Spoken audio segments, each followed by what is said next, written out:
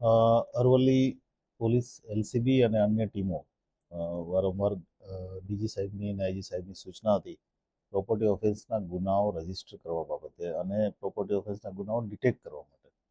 એના સંદર્ભે એલસીબીની ટીમ અને પોલીસ સ્ટેશનોની ટીમ અલગ અલગ વાહન ચેકિંગ કરી રહી હતી. એ દરમિયાન કુલ 9 બાઇકો બે અલગ અલગ ગેંગ સાથે પોલીસે પકડેલી છે, જેમાં એક આરોપી છે અમારો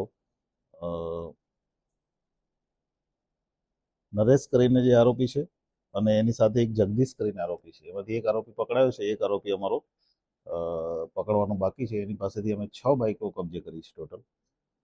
એમો એવી છે કે મોડાસા અને આજુબાજુના વિસ્તારમાંથી બાઇકો ડુપ્લિકેટ ચાવીથી કે અન્ય રીતે ચોરી કરી અને અહીંથી રાજસ્થાન લઈ જવાની. બંને આરોપીઓ જે છે સિમલવાડાના રાજસ્થાનના રહેવાસી છે.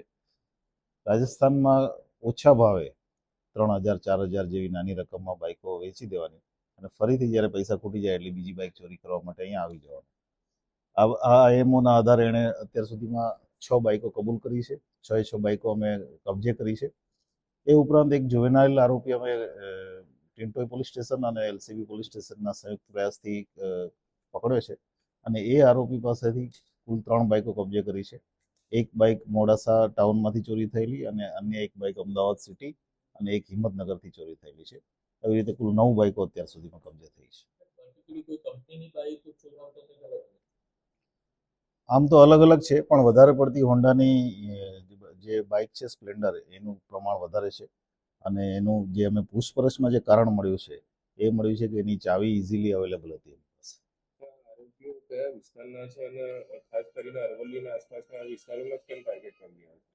આ તમામ આરોપીઓ જે બાજુનો નેબરિંગ સ્ટેટ છે રાજસ્થાન, ત્યાંના આરોપીઓ છે અને કેમ કે એને નજીક પડે છે અરવલ્લીના જે નાના નાના શહેરો છે, મેઘરજ છે, મોડાસા છે, એને નજીક પડે છે. એટલે રાતના સમયમાં મોટાભાગની જે ચોરીઓ થઈ છે એ રાત્રિના 9 વાગ્યાથી 12-1 વાગ્યા સુધીના સમયગાળામાં થઈ છે. એટલે રાતના સમયમાં જ્યાં પણ એને બાઇક દેખાય એટલે એ ચોરી કરી અને જતા રહે છે. પણ ખાલી અરવલ્લીના જ નથી, આમાં જે અમે બાઇકો રિકવર કરી છે અમદાવાદની પણ છે અને સાબરકાંઠા ડિસ્ટ્રિક્ટની